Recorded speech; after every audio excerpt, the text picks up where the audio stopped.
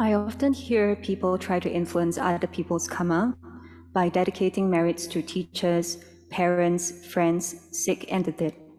My understanding is that I am the owner of my karma and cannot influence other people's karma. Is this understanding correct? Kindly help clarify. ครับ So we should understand the spreading of loving kindness first. We spread loving kindness, metta, which is well-wishing to ourselves. May we be well and happy, and to other beings as well, and to all beings. So with the spreading of loving kindness first, we spread loving kindness to loved ones, our mother, father, our siblings, our family, friends, those that we love. We spread loving kindness with a pure heart. Then there are the neutral beings, those to whom we have no particular affinity, no ill will either. We spread loving kindness to them. And the people that we have a disliking for, some kind of negative relationship with, our metta is not ready for them yet, so don't spread loving kindness to them just yet. Because those people that we have a disliking for, if we think of them, then anger can arise right there. Once the loving kindness has a lot of strength and energy, then we're able to spread loving kindness to those beings as well. And then to all beings in the north, south, east, west, above and below, across the whole universe, up to the Brahma worlds, and all the way down to the hell realms. And we wish that all beings be well and happy, be free from suffering, be free from harm, free from ill will. This is well-wishing. This is loving kindness and compassion, part of the 4 divine abidings, the Brahma Viharas, that we must have in our hearts at all time.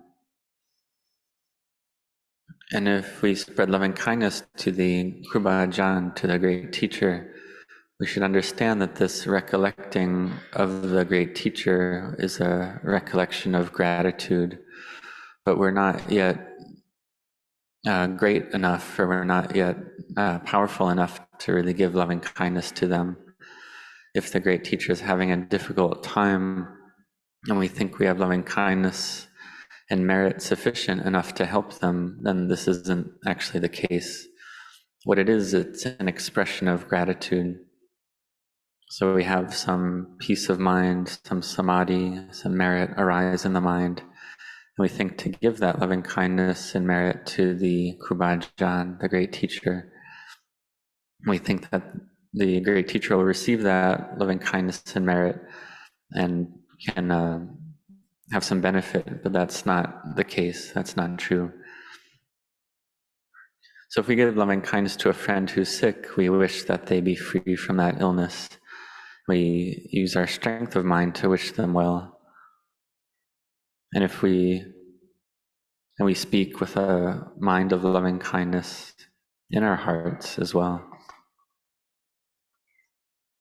And so this is something we can do. It's not wrong. And if someone's passed away, then we wish that they be well and happy, free from suffering. We may not know if they're suffering. We may not know where they are or what their situation is. But all the same, we wish that they be free of suffering, that they be well and happy. And if whatever happiness they have, may that happiness increase more and more. So there's no harm in doing that. There's no drawback for us. And if the being who's passed away, if they are able to know about our well-wishing, then they can feel happy about it, to know that their loved one is thinking of them. And according to our belief, we believe that we are the owners of our karma. That's correct. And so we're not able to help other beings in that way. But we spread loving kindness, we spread compassion, and whatever being has something good, some kind of good fortune, we rejoice with them, have a heart of mudita, a sympathetic joy. But if the fruit of another being's karma has already reached them, and we're not able to help them, then we set our hearts in Upekkha, equanimity, which is also one of the Brahma Viharas. As we recollect that all beings are the owners of their karma, born of their karma, are heirs to their karma. Whatever karma they do, for good or for ill, of that they will be the heir. And that's true for ourselves as well. So if we're unable to help another being, then we set our minds in Upekkha, equanimity. This question is about giving online reviews and feedback about my experience with poor quality products, food, or service. My intentions are to share helpful feedback. However, I noticed a sense of self arises when I provide negative feedback. As a Dhamma practitioner, is it best to let go of negative feedback as it does not bring joy to the world, as providing negative feedback reinforces the sense of self?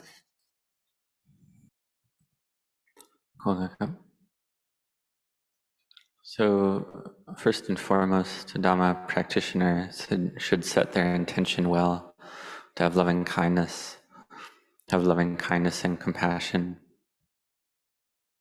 So when we write a review of a food or product or service, and we think to write a review, so we can think if the giver of that service or the product or the owner of that business, if it was our family member or a close friend, then how would we think about this? What would we do?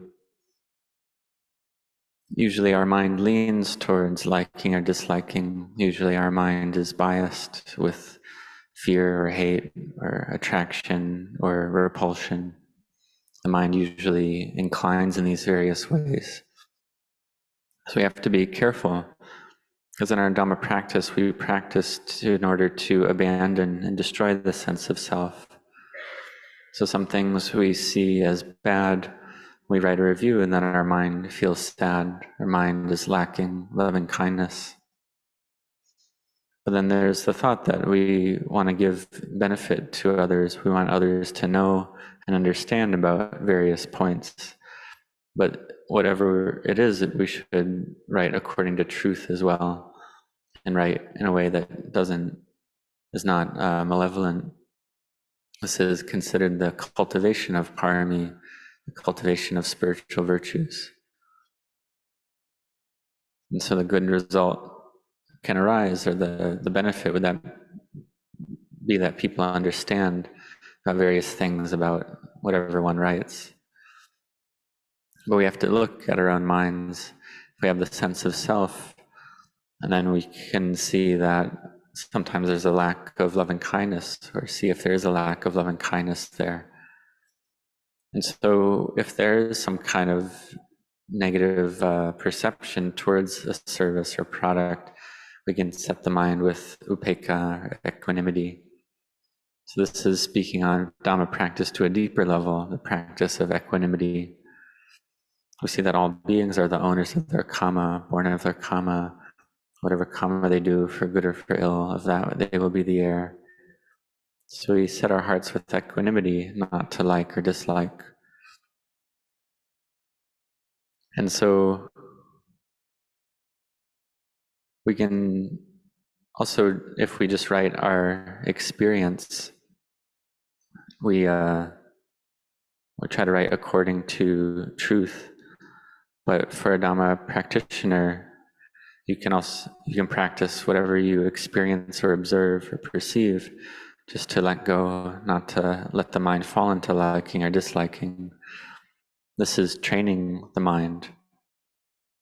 And there was one venerable elder teacher, Lumpu Dino, I believe translates to venerable father of isn't it good? And he would see traffic and he'd say, oh, it's good. And he would see whatever he would see, he would just say, oh, it's good. And so this is a way to make our mind better, to make our mind higher. Because if our mind lacks samadhi, lacks peace and collectedness, it's not firmly established, we perceive something negative, then this can lower our mind, bring the mind down to feel sad. So we have to be careful about this. Observe the sense of self arising. See that sense of self that has a unwholesome state, negative state arise. Remember that the Buddha taught to abandon all unwholesomeness, to cultivate the wholesome, to purify the mind. So we have to be very careful with this. And so we see that in our Dhamma practice, that the world is like this, that sometimes there's good things, sometimes there's bad things. That's normal for the world. So we practice equanimity. We try to do our practice to train our own minds. And if we look even more deeply, we see that there's no self there to be found. There's no me, mine, you or yours. In a food service, for instance, there's no one who gives the food, there's no one who receives the food. It's all empty. And when we see it that way, then all our problems come to an end. My samadhi is weak in daily life due to distractions and the thinking mind. Does this mean the core of my daily life practice should be focused in the wisdom aspect by reflections of dukkha, anicca, and anatta?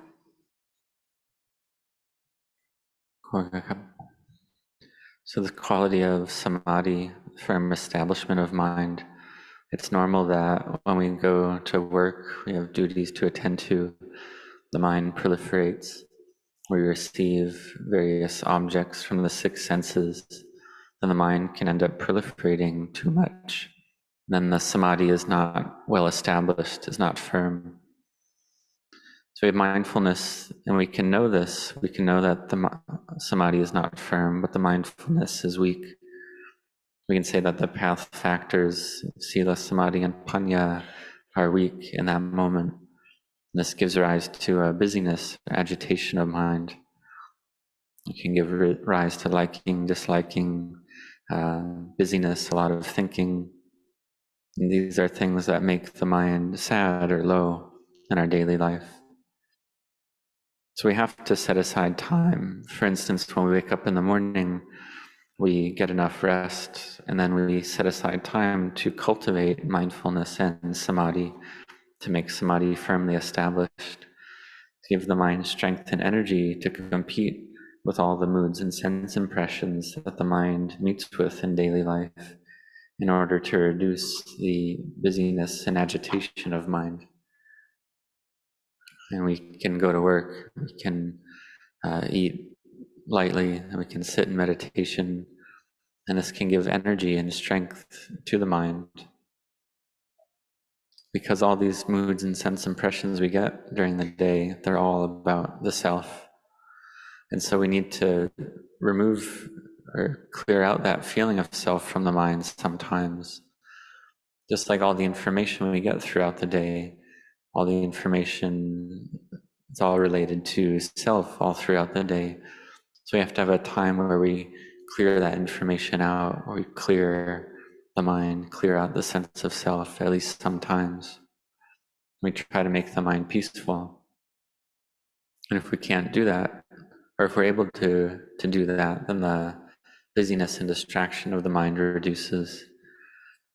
And one day we can sit in meditation, the mind is peaceful, the mind is empty. This is possible. And so all these moods and sense impressions that enter the mind, we have to clear them, wash them out of the mind some of the time. Then we're able to contemplate impermanence, stress, and not self, to bring the mind to emptiness. For instance, during the day, we can set a timer to go off every 30 minutes. And when the timer goes off, we know that now is the time to wash out the sense of self from the mind. All the impressions from the six senses, we see them all as not self, see them as impermanent, suffering and not self. Then we're able to put them down, let them go, to let go of all the moods and sense impressions, to have mindfulness. Whatever happens during the day, people speaking well or harshly, and so on, and we set our minds to be with a meditation word, like Bhutto, have mindfulness in the present moment, not to think distractedly here and there. Then that 30-minute timer helps us to establish mindfulness, to pull the mind back to the present. And so whenever these 6 sense impressions arise, sight, sound, smell, taste, touch, mind, object, whenever they arise, we can contemplate them as impermanent, suffering, and not self. We can do this a lot. So may you set your heart on this, and one day peacefulness is able to arise. This question is by an anonymous person. Dear Ajahn Anan, I am overly sensitive to rejection. If someone I am very inspired by or feel attracted to rejects me in any way, I feel too much dukkha and brings a lot of mental proliferation. Is there any way to make this feeling help the practice instead of just bring the mind down as it does? Much gratitude for your answer. Welcome. So first we can speak to people that wish us well, have loving kindness for us, like people we have faith in, or a friend or family. They wish us well, and sometimes they may speak straight with us or speak the truth. We can end up feeling bad. And if we're worried too much about this, then we can fix that in our own minds. We can ask, well, that which they spoke to us, was it true what they said? So don't dislike it, don't feel sad, don't feel upset, but instead set your mindfulness to take a look and see what they said, was it the truth or not, to contemplate. And we can use that, what they said, to improve ourselves, to give us better understanding in the things that we do. Because the things that we do, we think that they're correct, but maybe they're not correct. So if someone criticizes or rejects us, then this could be something good that helps us to develop and improve in our work and life to become better. So don't worry too much about this. Don't suffer too much about it. And see it as kilesa, see it as defilement. It's coming from craving, this proliferation that doesn't cease. We can ask, well, do practitioners have this? And yes, all of us have this, all practitioners have this proliferation, have suffering, have dukkha. So seeing in this way, don't give up, because you have to win, you have to succeed. Sometimes living with a great teacher, with a Ajahn, they praise us and we feel happy. And sometimes we feel sad or worried about criticism and this is because of the sense of self. Because we think our thoughts are self. We speak. It's the self that's speaking. It's the self that's doing. It's the self that's performing actions. There's self involved in everything. And in the beginning, it has to be this way. That's how it must be. And sometimes, with regard to the kilesas, sometimes we win, sometimes we lose. When the path factors are stronger than the kilesas, then the path wins. When the kilesas are stronger than the path, the kilesas win. So we make effort, we try to abandon that which is unwholesome, cultivate the wholesome, and purify the mind. We see that the worry in our own minds is the defilement, the kilesa in the mind, coming from ignorance and craving, proliferation based on the self. So we can ask, well, where is that self to be found? Where is the other? Where is the you to be found? When we see it all comes to anatta, to not self, the mind is empty. So try to do this, and gradually it can improve. Because if you don't practice in this way, all you'll get is more suffering. But if we practice, then it can gradually reduce and get better. And then we can get to understand the mind and how it functions in relation to sense objects. And we can separate out the mind from the sense objects. And the condition of the mind can improve so that the mind doesn't become too low from these types of experiences.